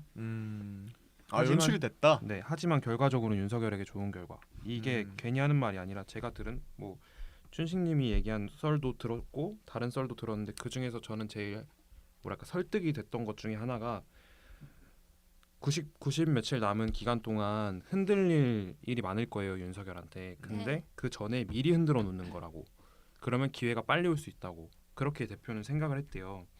그래서 물론 뭐 아까 우발적으로 뭐 페이스북에 글을 올리고 뭐 내려가서 뭐 약간 초딩처럼 보이고 이런 부분도 약간 있었지만 위기를 기회로 삼는 느낌인 건가? 네, 약간 그런 측면도 있다고 볼 수 있는 게 자세히 보면 이준석의 행보에 김종인의 메시지가 담겨 있어요. 그게 뭐냐면 순천을 갔고요. 여수를 갔고요. 제주를 갔어요.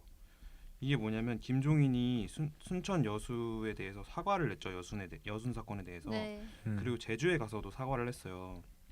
그런 부분들을 보면 김종인이 여기서 이렇게 얘기를 하고 있다. 데리고 와라. 이준석이 이 행보를 가고 있다. 우리는 그리고 이준석이 한 말 중에 계획된 대로 행동하고 있다 이런 말을 했거든요. 네. 저는 그 말이 저만 그렇게 느낀 걸 수도 있긴 한데 뭔가 의미심장한 말을 담고 있다고 생각했어요. 그리고 나서 바로 다음날 울산에 가서 윤석이랑 만나서 극적인 화해를 했고 울산이란 지역도 또 김기현 원내대표가 있는 곳이잖아요. 그런 메시지들이 담겨 있었다고 생각을 하거든요. 그래서 추후에 김종인 위원장으로부터 생기는 갈등, 뭐 예를 들어 인선에 있어서 갈등이 생길 수도 있는 거고, 뭐 후보한테 지시하는 과정에서 뭐 월권이라고 뭐 누군가가 지적을 할 수도 있을 텐데 그런 갈등들이 오히려 주목을 끌게 해가지고 조금 시너지도 생길 수 있지 않을까. 비판적인 부분은 다른 분들이 좀 얘기를 부탁드릴게요. 그 제가 굉장히 일단 동의하는 부분이 성공적이었다라는 부분이에요. 너무 언론에서 많이 지금 주목도가 높아졌는데 지금 저는 솔직히 말해서 언론으로 보면요 이런 느낌이 들어요. 지금 이렇게 극적인 화해를 통해서 어떤 언론의 모든 그 집중을 다 받고 지금 빨간 옷을 입은 두 사람이 막 전국을 다닌 듯한 모습이 보이잖아요. 근데 이재명은 지금 약간 어떤 느낌이냐면 호남에 짱 박혀 있는 느낌이야. 뭐 언론에 잘 뭐 하는지도 잘 모르겠고 약간 그런 면에서 진짜 뭐 그 지역 안에서 어떤 활동을 했는지는 별개겠죠. 이재명이 엄청 뭐 좋은 활동들을 하고 있을 수도 있잖아요. 그거랑은 별개로 이재명은 지금 뭐 하는지 잘 모를 정도로 짱 박혀 있는 느낌. 그리고 이 두 사람은 언론에도 많이 나오고 뭔가 빨간 두 명이 떠오른 듯한 어떤 형상을 보여주는 게 성공적이다라는 생각이 드네요. 저는 근데 조금 이제 정치를 알게 된 지 얼마 안 된 청년으로서 얘기를 하자면 솔직히 이준석 당대표가 이제 파업을 하고 지방으로 내려간다고 했을 때 야 그래 꼰대들한테 보여줘야지 너 잘 하고 있다 이 생각을 했는데 화해하자마자 저는 김이 확 식었어요. 이게 쇼 같아 보이게 된 거예요. 처음엔 쇼가 아니라 생각했는데 갑자기 화해한다고 이게 되게 서사도 없고 뭐 어떻게 화해하게 됐다 이런 기승전결 없이 갑자기 기기결 이렇게 돼버리니까 이준석한테 너무 실망스러운 거예요. 그런 생각이 들었고 일단 중도를 표방하는 한이지만 중도로서는 조금 실망하는 면이 있었고 근데 또 이번에 이준석이랑 화해하고 나서 두 사람이 같이 선대위를 부산 시당에서 했잖아요. 근데 그 선대위에 댓글이 장난이 아니더라고요. 이제 진짜 원팀이다. 맞아. 정권 교체 가자 이러면서 홍준표도 시청자 수도 진짜 많고 홍준표 의원도 그 이준석 만나러 가라 이런 조언을 했다고 하죠. 그런 것들도 해서 이제 지지자들을 더 결집하는 계기는 되었을진 몰라도 중도한테는 이게 구태 정치처럼 조금 보일 수 있는 그런 정치적인 쇼가 된 것 같아요. 제 생각에는. 청년들의 눈에는 우리의 눈에는 약간 쇼 같아 보이는 측면이 많이 있는 것 같긴 해요. 사실은 어찌됐든 방금 말씀하신 것처럼 기승전결이 없고 맞아요. 그리고 오히려 이준석 대표가 되게 쿨한 척하는 느낌이잖아요. 그것도 너무 약간 좀 기성 정치에 좀 해가지고 여기에 따라가려는 쿨한 척하면서 그런 느낌이 들어가지고 저는 좀 아쉬웠던 것 같아요. 약간 그런 생각이 있었잖아요. 이걸 지켜보면서 정치 성향을 떠나서 좀 이준석이 윤석열 한 방 매겼으면 좋겠다. 좀 젊은이의 어떤 패기를 보였으면 좋겠다 이랬는데 그런 모습이라기보다는 그냥 대충 그냥 악수한 느낌? 그러니까 그런 모습을 또 보여주는 듯하면서 갑자기 또 바꿔버리니까. 거기다가 김종인을 얹어버리니까. 그래서 제가 그 얘기도 했어요. 노조에서 내가 노조 회원으로서 같이 활동을 하고 있는데 갑자기 노조 위원장이 회사 대표랑 얘기하러 간다고 밥 먹고 오더니 갑자기 야 우리 파업 이제 그만하자 이러는 거야. 어이가 없지. 근데 어쨌든 그런 간에 느낌이었어. 윤석열이 내려갔잖아요. 윤석열이 내려간 거는 이준석으로서 성공한 거 아닌가? 근데 난 윤석열도 미루다 내려간 느낌이어가지고 이준석이 이거면 됐어라고 하는 그 모습도 약간 우리 노조 위원장이 짜증나지. 대표한테 밥 사줬다고 그냥 오케이 이런 거 같아가지고. 왜냐면 윤석열 후보가 내려가기 전날이었나 전전날까지도 뭐라고 했냐면 그러니까 내려갈 생각이 없다는 식으로 이야기했거든요. 리프레시하러 간 거 리프레시하러 아니냐고. 간다. 대표가 월요일에 오면은 월요일에 선대위 회의 나오면은 좀 시간이 필요하지 않겠냐. 그러면 그렇죠? 나중에 소통할 기회는 얼마든지 있지 않냐 이렇게 이야기를 했거든요. 근데 지지율 떨어지자마자 갔죠. 본인도 진짜 뭐 당 대표인데 그래도 달래주러 가야 되겠다. 오찬- 귀찮지만 가야 되겠다 해가지고 간 모양새가 됐는데. 그리고 상임고문도 그 얘기하고 홍준표도 그 얘기하고 하니까 다 맞아, 주면서 그 맞아, 얘기하니까 마지못해 가는 느낌으로다가 근데 또 막 이준석은 두 팔 벌려서 맞아주고 약간 그런 느낌. 네. 일단 결과론적으로는 이렇게 얘기를 나눠봤는데 네. 원인들이 있을 거잖아요. 어쨌든 이준석 대표가 그렇게 대응을 했던 이유, 어떻게 좀 화가 뿔이 난 것처럼 대응을 했던 이유가 여러 가지가 있을 것 같은데 그 중에 하나가 이수정 교수 영입과 관련된 문제잖아요. 이런 언론 보도가 되게 많았어요. 이준석과 이수정의 표심은 완전히 다르기 때문에 지지 기반이 완전히 다르기 때문에 이 부분에서 이게 흔들릴까 깨질까? 윤석열에게 이준석이 많이 반대를 했었다라는 네. 얘기가 많이 들렸는데 이 부분에 제 얘기를 한번 해봅시다. 그러니까 이게 그거잖아요. 어떤 사람은 이게 오히려 이수정 교수의 영입으로 인해서 2030의 남성들이 지지를 철회할 수도 있다. 이렇게 보는 게 있고 아니면 이수정 교수는 2030 여심을 가져. 그렇죠, 맞아요.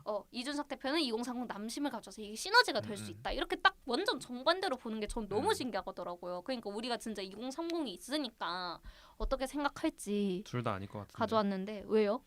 일단 나다님이 한번 얘기해 보시죠. 여기서 말하는 이준석 대표를 지지한 2030 남성은 절대 안 떠나요. 이들은 정권 교체에 대한 열망이 크기 때문에 이수정이 들어오든 안 들어오든 2030 남성, 여기서 말하는 2030 남성은 이준석 대표를 지지하고 국민의힘을 지지하고 윤석열을 뽑을 수밖에 없을 거예요. 네. 뭐 일부 떠나신 분들도 있겠지만, 그리고 이수정 교수를 지지하는 2030 여성, 전 다 떠났다고 생각해요.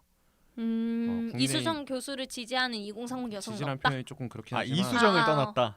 좋아했던 사람들은 저는 굉장히 실망했다고 생각해요. 이수정을 떠났다. 국민의힘에 가서 애초에 떠났다. 애초에- 국민의힘으로 가지 않고 이수정을 떠났다. 네, 이수정도 떠났고 국민의힘한테도 절대 안 간다. 왜냐하면 최근에 말씀하시는 발언들을 보면은 이거는 2030 여성이 좋아할 수 있을 만한 내용이 전혀 없어요. 어떤 게 있죠?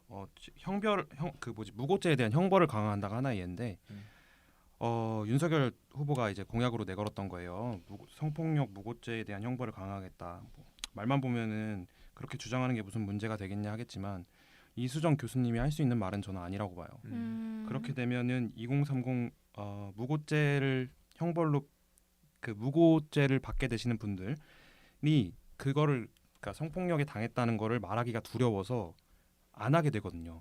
그게 이제 여성학자들이 보는 시선이에요. 그렇기 때문에 맞아요. 무고죄 형벌은 강화하면 맞아요. 안 된다는 게 대다수의 의견인데 여성학자의 대표로서 이런 말을 한다는 거는 정말 2030 여성을 대변할 자격조차 없는 거죠. 그래서 자기의 진짜 얘기, 진짜 철학, 진짜 정책을 하려면 정당이 들어가는 순간 이게 안 되는 것 같아요. 그런 다 것 정당 같아요. 논리에 따라가기 때문에. 그 그래서- 얘기도 네. 있었잖아요. 이준석 대표의 어떤 모습에 대해서 이렇게 뿔이 난 모습에 대해서 아들 같아서 맞아. 이해가 된다. 애 보듯이 막 이런 식으로 얘기해 보겠다. 당 대표에게 아들 맞아. 같다라고 표현을 한 네. 거잖아요. 어쨌든 그리고 뭐 고유정 사건에 대해서도 옹호하는 듯한 발언, 뭐 그거에 대해서는 본인이 해명을 하긴 했지만 어쨌든 그런 걸로 일단 여러 가지 얘기들이 나오는 게 정치계에 발을 들인 순간 그 사람을 바라보는 눈들이 너무너무 다르게 다가가는 것 같아요. 정치 안 한다고 해놓고 네, 이렇게 야당에 대한 얘기도 많이 다뤄봤는데요. 더 하고 싶은 얘기도 많으실 거고 듣고 싶은 얘기도 많으실 거예요. 댓글 많이 남겨주시면 저희가 더 많은 기회로 많은 얘기들을 앞으로 나눠보도록 하겠습니다. 3부 요 정도로 저희가 마무리를 하고 4부로 다시 돌아오겠습니다. 안녕.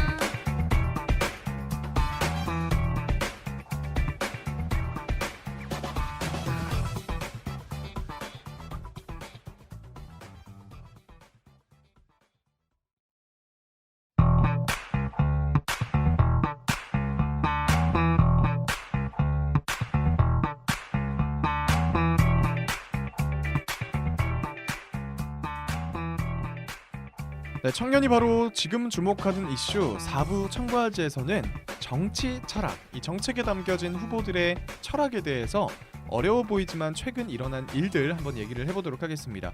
먼저 주제를 잡아온 나다님이 최근 일어난 이슈를 한번 설명해 주세요.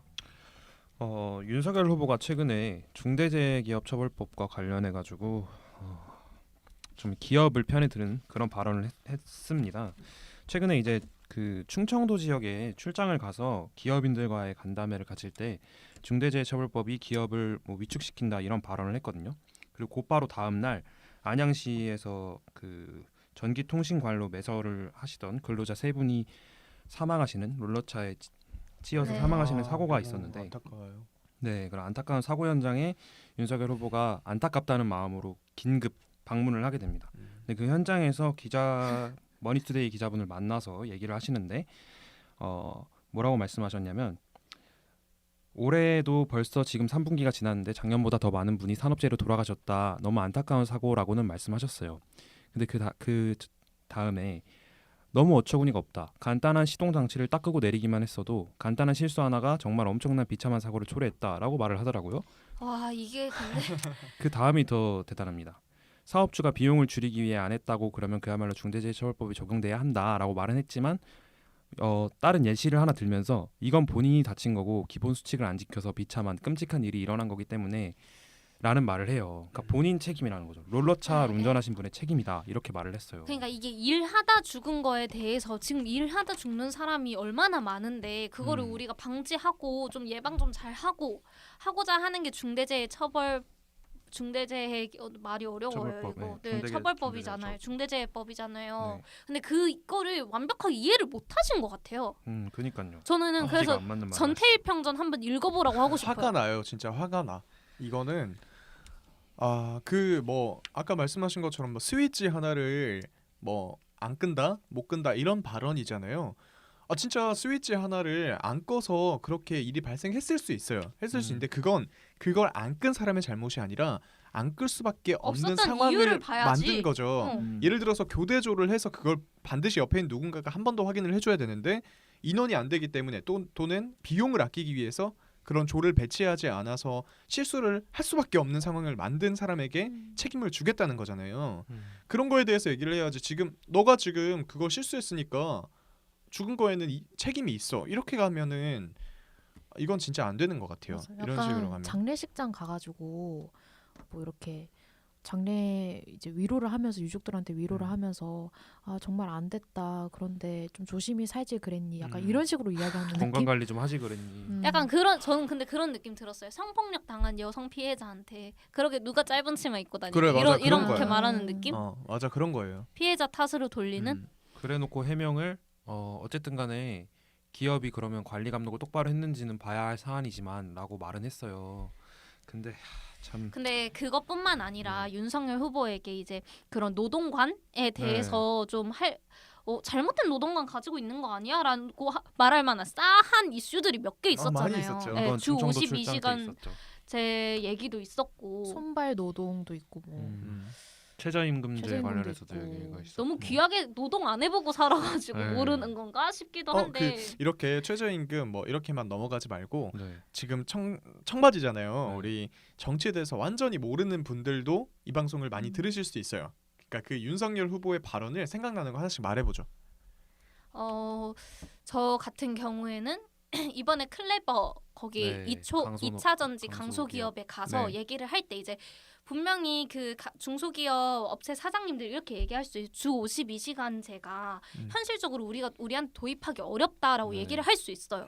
근데 윤석열 후보가 그 주 52시간제를 철폐하겠다고 했어요. 네. 근데 그거는 비현실적인 제도가 아니라 그게 만약 그리고 중소기업에게 비현실적이라면 현실 가능하게 지원을 해준다거나 그런 방법을 모색해야지 그거를 노동 시간을 더 뭐 제한한다는 거를 늘려서 한다는 거는 일단 진짜 노동자의 입장에서 전혀 이해를 못 한다는 것 같아요.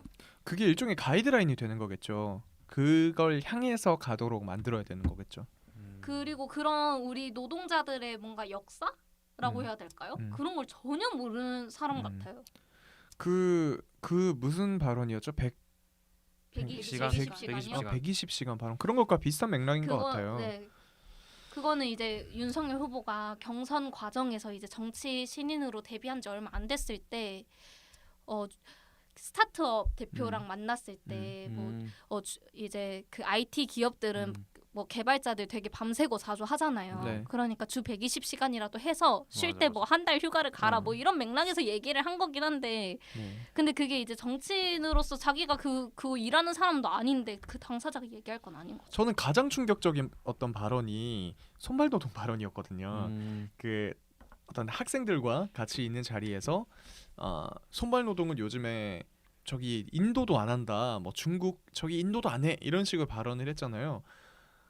저는 정말 그게 사실 제일 충격이었어요. 이거 약간 국민한테 상처를 줄 수 있는 발언 같아요. 아니 당장 우리가 밖에 나가면 가장 많이 볼 수 있는 분들이 청소하시는 분들이고 어느 건물에 무슨 일을 하러 들어가도 항상 계시는 분들이고 가장 우리 곁에서 꼭 해야만 하는 일들을 하고 계신 분들이잖아요. 진짜. 근데 그런 분들을 단순히 4차 산업을 강조한다는 이유만으로 그런 분들이 정말 우리 사회의 기반조차 안 된 사람들이다라는 걸 의도하진 않았겠지만 그런 식으로 몰아갈 수 있는 단어는 그런 발언은 정말 실망이었어요.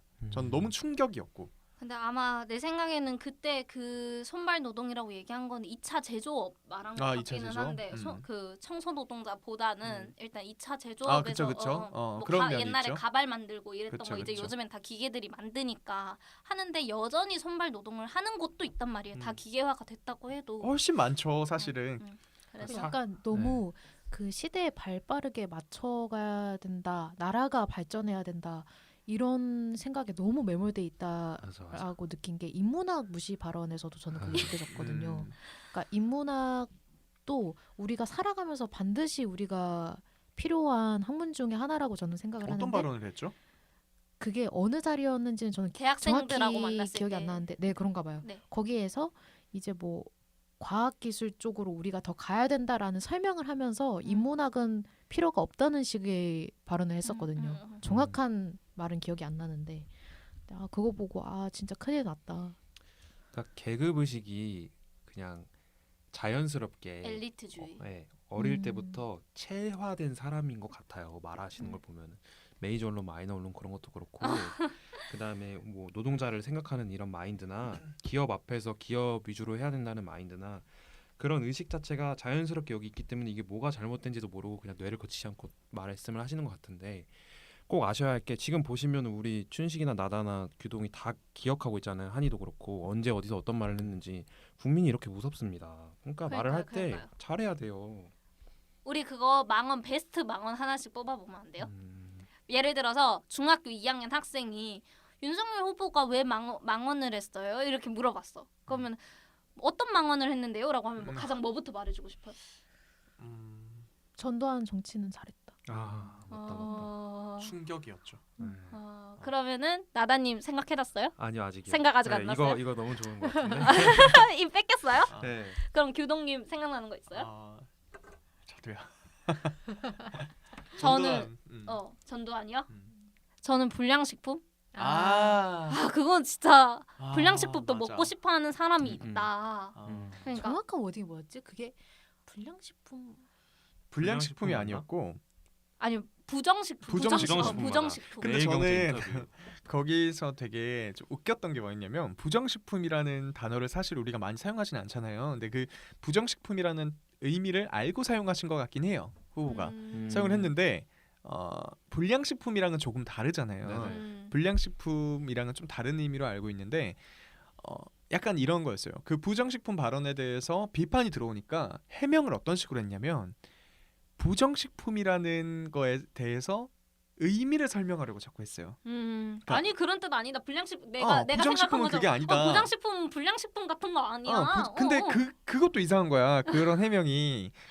그러니까 약간 그게 그렇게 느껴졌잖아요. 돈 없고 돈 없는 사람들은 금 낮은 음식물도 먹을 수 있는 자유를 달라. 그러니까 그게 값이 싸니까 싼 거 먹을 자유를 줘라. 근데 그러면 안 되죠. 그게 자유민주주의야? 자기가 생각하는? 그건 자유가 아니죠. 그런 것들은 사라져야 되죠.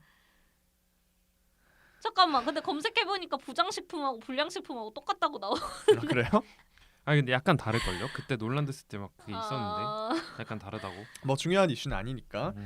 자, 우리가 일단 윤석열 후보에 대해서 좀 많이 깠네요. 네. 깠고 그런데 이재명 후보에 대해서도 우리가 할 얘기가 또 많아요. 이재명 후보도 우리의 이 모두 까기에서 도망갈 수 없는데 네, 이재명 후보도 최근에 저도 그런 걸 많이 느꼈어요. 옛날에 사이다 같은 이재명의 모습, 어떤 한 가지 의제를 밀고 가는 모습 많이 사라진 것 같다. 표를 정말 의식해서 정말 이 사람이 어떤 지향을 갖고 있는지가 좀 헷갈린다 이런 생각이 들었거든요. 그런 발언들은 요즘에 어떤 게 있었을까요? 먼저 전국민 재난지원금에 대해서 항상 그거를 항상 강조를 해왔었는데 얼마 전에 이제 당정 갈등이 생기자 전국민 재난지원금 안 하겠다고 철회를 했죠. 이거는 아예 그냥 철회를 한 거고요. 네.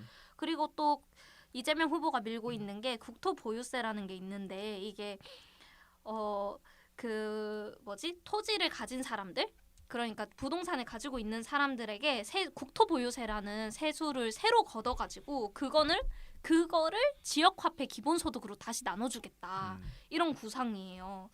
그런데 이거를 일방적으로 강행하기 어렵다, 이렇게 약간 이건 완전 철회는 아닌데 조금 뭐 안 할 수도 있다 이런 의미를 보였고요. 그리고 기본소득 관련해서는 이재명 후보 하면 기본소득인데 이거를 제 임기 동안 하지 못하면 추진하지 않겠다라고 이건 지난주에 이렇게 말을 했어요.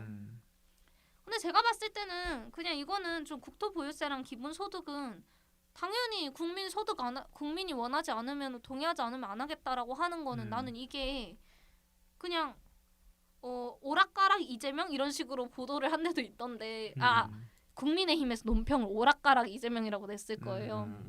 그래서 나는 근데 이거는 억까 같다. 그 당연히 그냥 정치인들은 원론적인 얘기를 하는 거잖아요.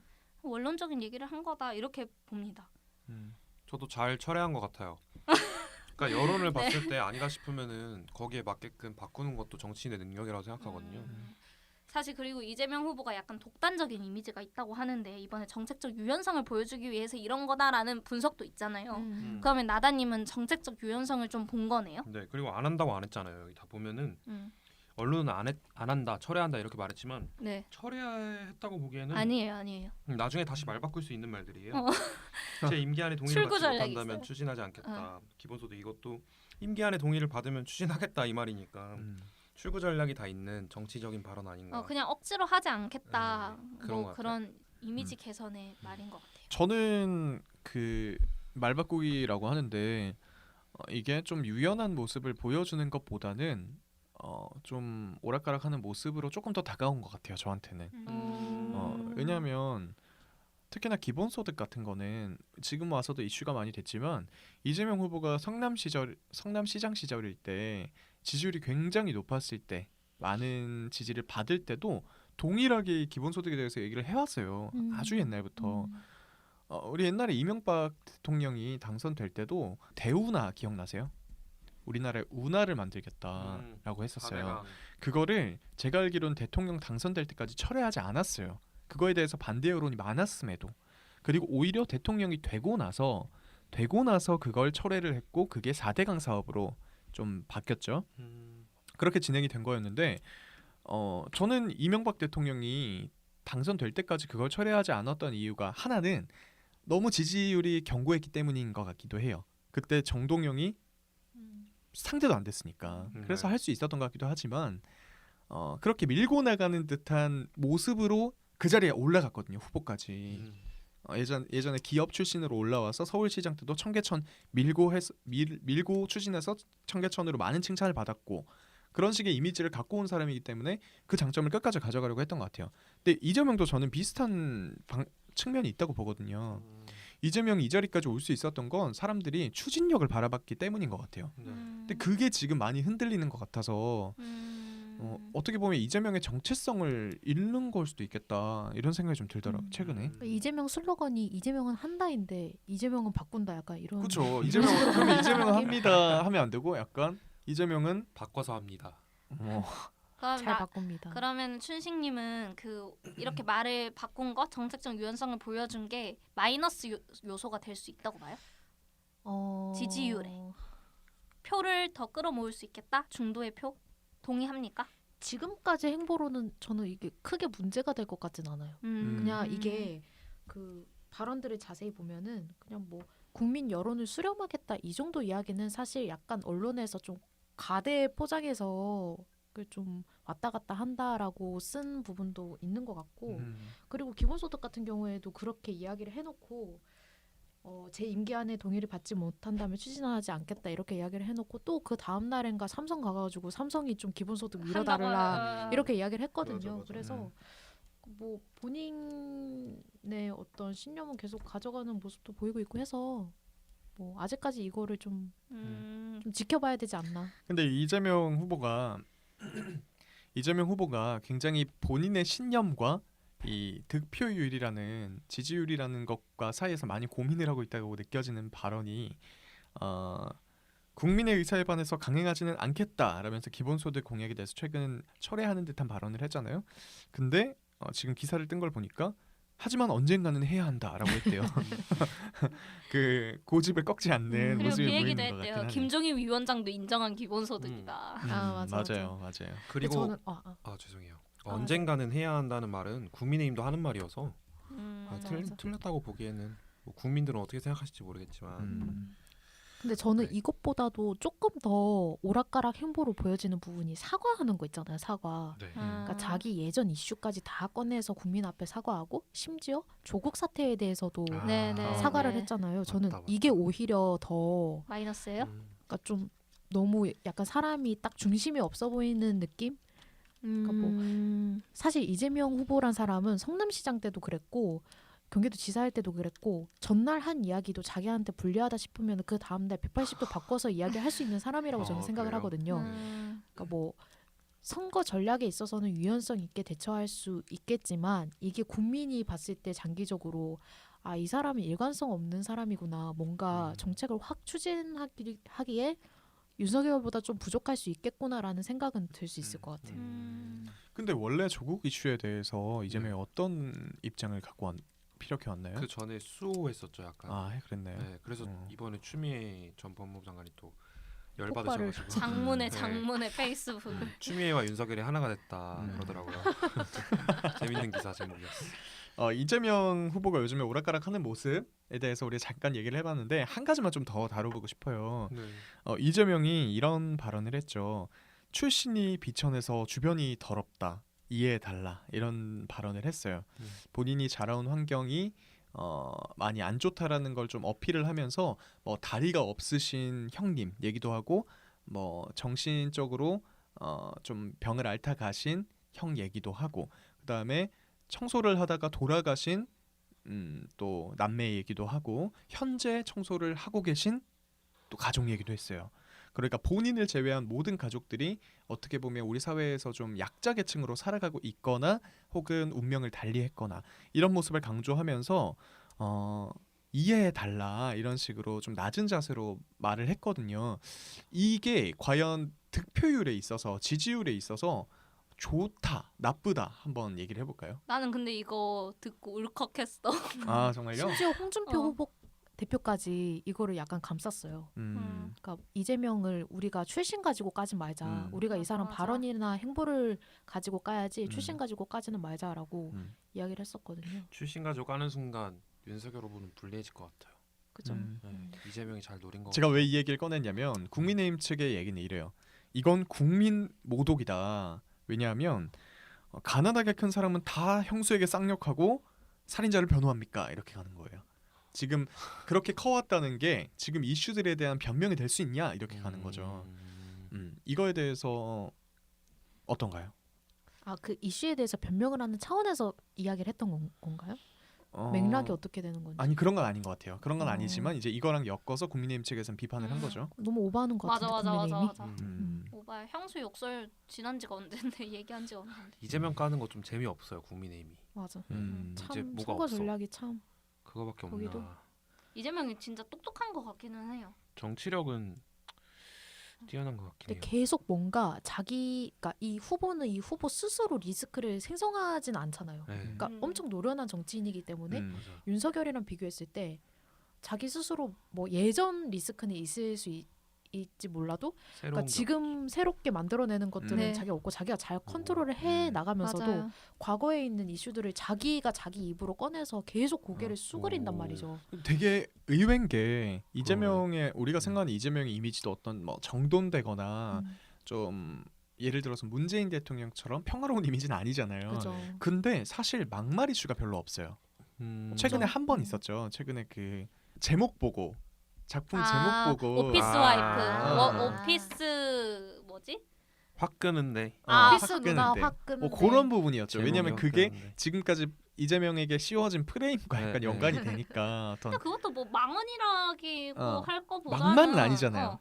뭐 어. 문제 이건 삼으려면 약간- 삼을 수 있는 말들이 예를 들어서 뭐 있었죠. 전두환 발언이나 뭐 부정식품 발언이나 손발 노동 이런 것과는 비교가 결이 안 조금 되니까 다르죠. 그런 면에서 굉장히 노련한 정치인이다라는 생각이 들죠. 네. 이재명 후보에 대해서 좀 덧붙일 말씀 더 있으신가요? 파이팅. 파이팅. 고개 뭐, 숙일 거면 네. 제대로 좀 숙여라. 오. 좀 진심을 가지고 숙여라. 파이팅한 아. 저희가 좀 파이팅 기재하는 이러는. 게 아니라 그냥 힘내시라고. 뭐 오락가락하지 말고 네. 아 근데 완전히 납작 엎드렸다가 솟아올라라 뭐 이런 거죠. 근데 이재명 후보고 진짜 잘하긴 하는데 하는 게 청년 행보 이런 것도 되게 다양한 모습 보여주려고 네. 하고 그리고 저는 처음에 호남 갔을 때도 진짜 놀랐어요. 그 윤석열이 처음에 충청 갔을 때 나 진짜 그 야구장 가서 코리아 입었던 네. 그게 딱 떠오르면서 이 사람은 막 중도만 챙기느라 그러니까 어느 쪽에도 기우지 않고 딱 중간만 가느라 이 사람은 정말 이도저도 아닌데 맞아요. 이재명은 딱 나 호남부터 가서 호남부터 다지고 아. 올라와야 맞아요, 되겠어라고 맞아요. 하고 호남부터 가서 딱 행보를 시작을 했잖아요. 근데 그 맞아요. 행보도 메타버스 뭐 무슨 캠핑 뭐 이런 것도 하면서도 반응도 괜찮았고 그거 보면서 진짜 노련한 정치인은 좀 다르다라는 생각을 했던 것 같아. 그 지역 주민들한테는 굉장히 큰 이슈라고 해야 되나? 그 그게 아까 제가 되는 그런 말을 했잖아요. 지금 약간 호남에 짱 박혀 있는 것 같다라고 했는데 지금 바라봤을 때는 짱 박혀 있는 것 같지만 모든 일정이 끝나고 대통령 선거일이 되면은 모든 지역을 돌았을 거잖아요. 그 상황이 되면 결과론적으로는 조금 더 모든 지역에 세심히 들여다봤다라는 느낌을 줄 수 있을 것 같긴 해요. 근데 또 제일 먼저 간 거는 PK이긴 하지. 아 그런가? 네. 부산 먼저 갔습니다. 그래요? 네. 그렇구나. 네, 마무리를 하도록 하겠습니다. 제가 클로징 멘트를 한번 생각을 해봤어요. 네. 네. 지금 비트코인이 아주 완전 난리가 난 거 떨어졌던데요? 아시죠? 지금 네. 폭락을 해가지고 들어가야 돼. 지금 들어가- 들어가야 지금 돼요. 들어가야 여러분. 되나? 엄청 떨어졌어요 어제 보니까. 지금 저는 그 폭락을 하기 전에 넣어가지고 아, 아주 눈물을 어떡해. 흘리고 있는데 좀 올랐어요. 하지만 아직 많이 어제 얼마 들어갔었으면. 넣으셨나요? 자, 이게 여기서 깊게 들어가려는 건 아니고요. 제가 하고 싶은 말은 네. 납작 엎드리고 있죠 지금 아. 비트코인 가격이. 그러면 언젠가는 솟아오를 겁니다. 달까지 갈 수도 있다. 솟아오르겠죠. 그걸 바라고 아. 있습니다. 저는 아. 이재명도 그런 모습이 되기를 기원하겠습니다. 저 끝나기 전에 건의 사항 하나 있는데요. 네. 우리 다음에는 삼지대 얘기도 좀 해요. 삼지대 네. 얘기. 너무 없는 것 같아서 아쉽습니다. 맞아. 네. 맞아요. 다음 주에 뭐 삼지대 공조 한다는 내일 이슈는 오후 2시에 만난답니다. 네, 그 이슈가 있으면 할 얘기가 많아질 것 같긴 해요. 다음 주에는 할 얘기 많을 네. 것 같은데요. 한 주가 기대돼요, 진짜. 기대됩니다. 요번에 우리가 좀 주목할 거는 삼지대가 여태까지 알던 삼지대와는 좀 다르게 여러 이념이 섞여 있는 삼지대죠. 맞아요. 신기한 삼지대. 정의당과 국민의 힘이 아니라 국민의 당과 그리고 정동연, 새로운 김동연, 물결. 김동연 부총리의 새로운 물결, 네. 이 정체를 알 수 없는 정당도 합쳐서 어떤 방향으로 갈지가 잘 파악이 안 되는 삼지대가 돼버렸어요. 과연 매기가 될 수 있을지. 그러니까요. 매기가 될지 매길지. 오.